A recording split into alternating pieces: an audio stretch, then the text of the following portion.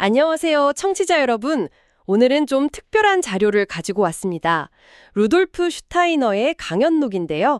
그중에서도 157번하고 157A 발췌본을 통해서 좀 깊이 있는 이야기를 나눠볼까 합니다.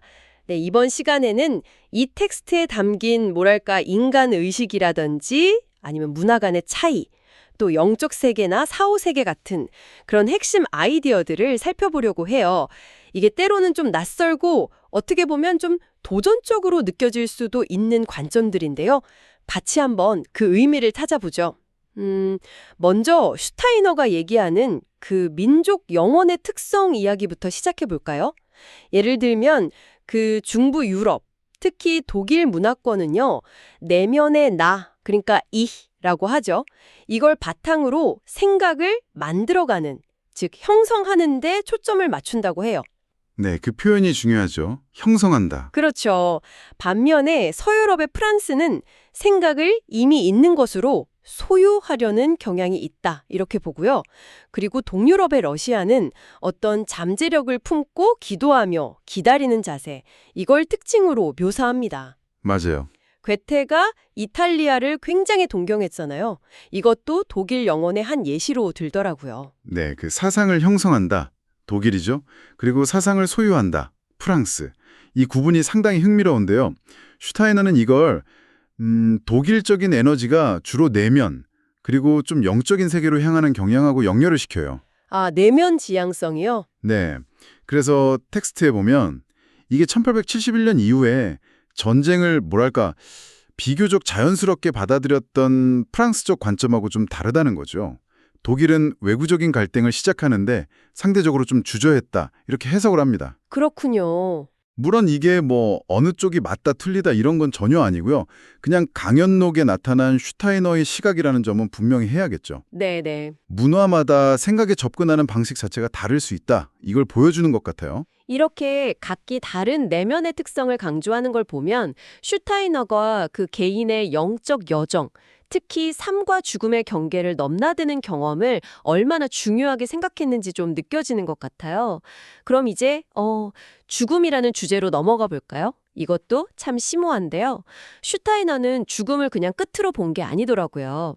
다른 관점에서 보면 오히려 아름다운 것, 일종의 깨어남이다, 이렇게 봤습니다. 네, 깨어남. 특히 젊은 나이에 예를 들어 전쟁 같은 비극으로 희생된 사람들 있잖아요. 이들의 그 사용되지 않은 에테르체, 슈타이너 용어인데 뭐 생명력의 정수 같은 거겠죠, 이게. 미래 세대를 위한 영적인 씨앗이 된다는 거예요. 이건 정말 파격적인 생각이죠. 비극 속에서도 어떤 영적 필연성을 찾는 건데 사실 좀 받아들이기 쉽지 않은 개념인 것 같아요. 맞아요. 그 부분이 참 그렇죠. 그리고 또 살아있는 우리가 죽은 이들을 기억하는 행위, 이것도 의미가 크다고 봤어요. 슈타이너는 이게 단순한 슬픔이나 추모를 넘어서요, 영적 세계에 있는 영혼들한테 실제로 아름다움을 만들어주는 아주 적극적인 행위라고 봤거든요. 기억이 아름다움을 창조한다. 흥미롭네요. 네, 그리고 또 개인이 살아있을 때 영적인 지혜나 성찰, 이런 걸 얼마나 했는지, 여기에 따라서 사후 영혼의 상태, 그러니까 영적 세계에 기여하는 방식이 달라진다고 설명을 해요. 아, 살아있을 때 노력이 중요하다는 거군요. 그렇죠. 생전에 가졌던 그 나라는 자아의 핵심은 영적으로 보존되고요, 사후에 카마로카라는 과정을 거친다고 하는데 이게 지상에서의 어떤 욕망이나 감정을 정화하는 그런 시간 같아요. 그리고 나서 이 나를 다시 만난다고 봤습니다. 카마로카. 네, 결국 우리가 여기서 어떻게 사느냐가 저 너머에까지 영향을 미친다는 건데 참 많은 생각을 하게 만들죠. 네, 정말 그렇습니다. 이런 영적 세계와 사후 여정에 대한 이해는요, 슈타이너가 말하는 더 큰 우주적 힘들 이야기로 또 자연스럽게 연결되는 것 같아요. 바로 루치페르하고 아리만이라는 존재들인데요. 아, 네. 그 두 힘이죠. 슈타이너는 이 둘을 인류에게 영향을 미치는 서로 좀 상반된 영적 힘으로 묘사를 합니다. 루치페르는 뭐랄까 인간을 영적인 교만이나 아니면 현실 도피 쪽으로 끌어당기는 경향이 있고요. 반대로 아리만은 모든 걸 차갑고 경직된 물질주의나 기계적인 사고방식으로 끌어내려는 힘, 이렇게 그려져요. 네, 극단적인 힘들이죠. 재밌는 건 괴테의 파우스트에 나오는 메피스토펠레스 있잖아요. 네네. 이 존재가 루치페르와 아리만이 좀 불완전하게 섞인 모습이라고 언급하기도 했더라고요. 맞아요. 그 분석도 흥미롭죠. 여기서 이제 그리스도의 역할, 슈타이너는 그리스도 충동이라고 표현하는데요. 이게 균형점으로서 아주 중요하게 등장합니다.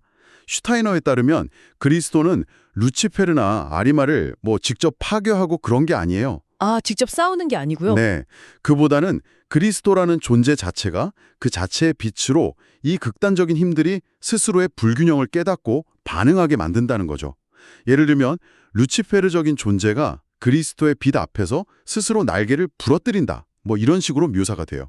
오, 스스로요? 네.